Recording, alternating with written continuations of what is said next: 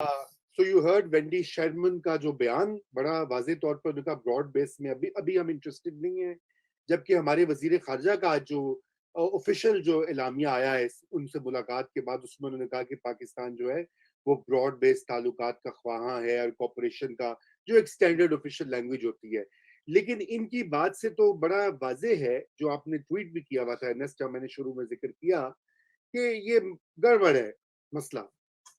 रजा बहुत गड़बड़ है, अभी से नहीं, मैं तो कब 1 साल से कह रहा हूँ कि आपकी यूएस रिलेशनशिप वो जो हाइफिनेटेड थी, सम जीरो गेम थी कि जी कोई ऐसा काम अमेरिका नहीं करेगा जिससे पाकिस्तान का फायदा हो जाए या इंडिया का नुकसान हो जाए, या इंडिया का फायदा हो जाए और पाकिस्तान का नुकसान हो जाए। वो बैलेंस करके रखते थे, हाइफिनेट करके रखते थे, अगर एक के वो होते थे तो दूसरे भी।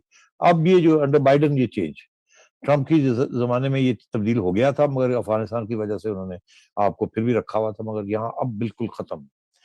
और ये हमारी तरफ से ये जो कॉन्स्टेंटली दो बातें कही जाती हैं, ये सरासर गलत हैं और ये डिलिबरेटली प्रोपेगेंडा है। एक ये कि जी ब्रॉड बेस, हम तो ब्रॉड बेस चाहते हैं, ब्रॉड बेस चाहते हैं, वो आपको उन्होंने कह दिया we don't want a broad base.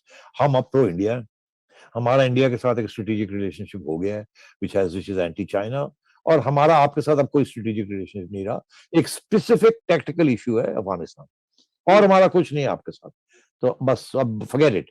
और ये आके आप जो रोते रहते हैं हमारे आगे कि जी वो जी हमें ये और हमें वो, और आप लंबे लंबे मजमून लिखते हैं अखबारों के अंदर, ये छोड़ दें अब। और वो अभी तक फोन कॉल इसीलिए नहीं आ रही है, और वेंडी ने आके इस किस्म की सख्त बातें कही हैं, और वो भी इंडिया में कही हैं। आप सोच लें। आ, तो तो बिल्कुल एक पेज है ही नहीं। और हमारे जो लोग हैं यहाँ, वो सारा वक्त यही झूठ बोलते रहते हैं कि नहीं जी, नहीं जी, सब ठीक हो जाएगा जी। और वो ब्लेम करते हैं अपना जो मैसेज है, जो अपना बयानिया है, जिसको वो बेचने की कोशिश कर रहे हैं, उसको नहीं ब्लेम करते कि वो बयानिया शायद गलत हो, उसमें प्रॉब्लम ना हो। वो ब्लेम करते हैं जी एम्बेसडर टू यूनाइटेड स्टेट्स या फलाना या टिंगड़ा, और ये we are not selling our narrative, वो हमें बेचना नहीं आता। अरे भाई, आपका नैरेटिव में तो प्रॉब्लम है, तो आप बेचेंगे क्या? खोटा नैरेटिव बेचेंगे आप। मगर आपने यहाँ सबको ये प्रोपेगेंडा इतना किया हुआ है जैसे कि हर पाकिस्तानी समझता है यार हम तो बिल्कुल सही कह रहे हैं, हमारा ये सारे उल्लू के कान है, ये सारे हम ठीक कहते हैं हर बात। तो आपको एक्चुअली पता नहीं है कि दुनिया आपके बारे में एक्चुअली बड़ी नेगेटिव सोच है इस वक्त, यूरोप में भी और वेस्टर्न वर्ल्ड में। सैडली और आप इस रीजन में भी आइसोलेटेड हैं। एक चाइना रह गया है, और बाकी तो नोबडी इज योर एलाई है। और जो मिडिल ईस्ट में एलाई से वो भी खत्म हो गए हैं। इससे बड़ा फॉरेन पॉलिसी डिबैकल 70 साल में नहीं हुआ, यू आर फ्रेंडलेस नाउ। तो मैं ये समझता हूँ कि चाइना के साथ भी कितने प्रॉब्लम्स चल रहे हैं, आप देख ही रहे हैं। बड़े अनहैप्पी हैं आपसे। बहरहाल they have also no way to go, वो इसलिए उनको भी स्ट्रेटेजिक आपके साथ एक रिलेशनशिप रखनी है। बट तो ये इट्स नाउ क्वाइट क्लियर कि वो यहाँ आई हैं, उनके 4 या 5 मकसद है जो कि वो अपना लेने आई है। यही वॉशिंगटन में भी बात हुई थी मोईद यूसुफ की ब्लिंकन के, ब्लिंकन ने भी पढ़ के सुना दिया था कि ये है। इन्होंने बाहर आके कहा नहीं जी बड़ी अच्छी मीटिंग हो गई जी, बड़ा ये हो गया जी, बड़ा वो हो गया। उनकी तरफ से, व्हाइट हाउस की तरफ से और ब्लिंकन की तरफ से स्टेट एक लाइन आई थी कि हमने बातें की हैं, और बड़ी वो भी कि हमने कुछ स्पेसिफिक इश्यूज के ऊपर बात की। तो आइए फिर, अब वो जो स्पेसिफिक इश्यूज हैं जो अमेरिका डिमांड कर रहा है या जो ये रेज कर रहा है, और आप कह रहे हैं जी हम तो बड़ा कुछ करना चाह रहे हैं, ये भी और वो भी, वो एक्चुअली क्या मांग रहा है आपसे? सबसे पहले तो वो ये मांग रहा है कि एक एयर कॉरिडोर, जिसे वो कहते हैं एयर बोलेवार्ड, ताकि उनके जहाज और मिसाइल्स पाकिस्तान टेरिटरी से होके अफगानिस्तान तक पहुंच सकें, जो ह्यूमैनिटेरियन एड के लिए भी हो, मिसाइल्स के लिए भी हो, ड्रोन्स के लिए भी हो, एयरक्राफ्ट ट्रूप कैरियर्स के लिए भी हो, हर किस्म की हो availability to use that boulevard. सड़क नहीं कह रहे, बोलेवार्ड कह रहे हैं, लफ्ज उनका है, मेरा नहीं है। दे सीकिंग अ बोलेवार्ड, बोलेवार्ड में 4 लेन हाईवे तो मतलब ये है कि उसमें बहुत सी चीजें वो मांग रहे हैं कि हमने अभी तक नहीं दिया।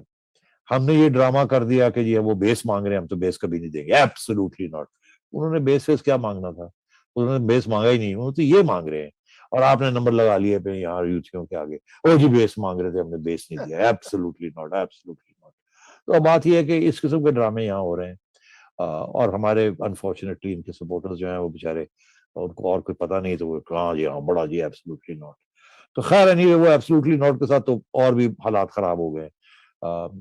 और लेकिन ये सेठी साहब एंटी अमेरिकन सेंटिमेंट पॉपुलर भी तो है ना, देखें एंटी अमेरिकनिज्म को हवा दी हुई इतने डेकेड से, ये भी तो देखें हमारे पॉलिटिशियंस इसको पॉपुलिस्ट इस्तेमाल करते हैं ना, भुट्टो साहब ने भी तो किया था, हाँ मान हाँ के बिल्कुल दिखा सारे दूंगा। करते हैं, सब हाँ, सब करते हैं जब वक्त आता है।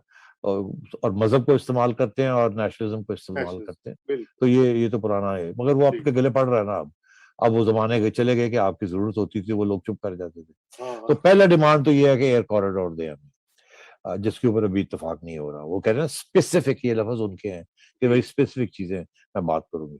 दूसरा वो ये कह रहे हैं कि आपने बिल्कुल अफगानिस्तान की हुकूमत को रिकग्नाइज नहीं करना हमें पूछे बगैर।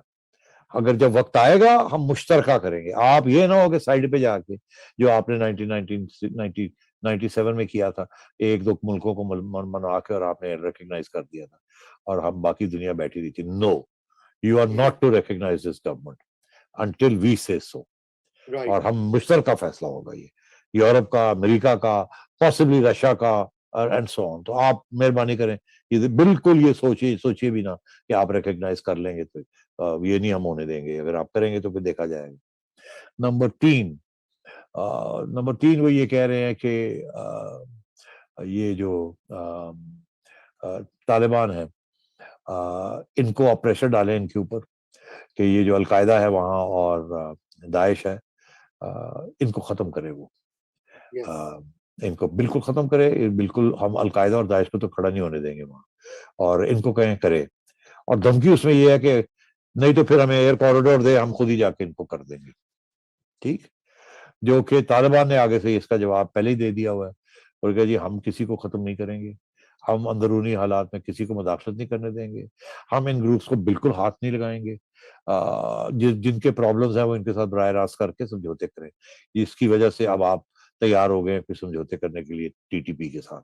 अगर तालिबान आपका हाथ बटाते, आपको कहते हैं आप फिक्र ही ना करें, आप हमें थोड़ी बहुत हेल्प करें और हम जाके उड़ा देते हैं इनको, 10-15-20 हजार लोग तो हैं, उड़ा देते हैं, तो आज तो उड़ जाती है। मगर हुआ क्या है कि उन्होंने कहा जी खुद जाके आप सॉर्ट आउट करें इस चीज को।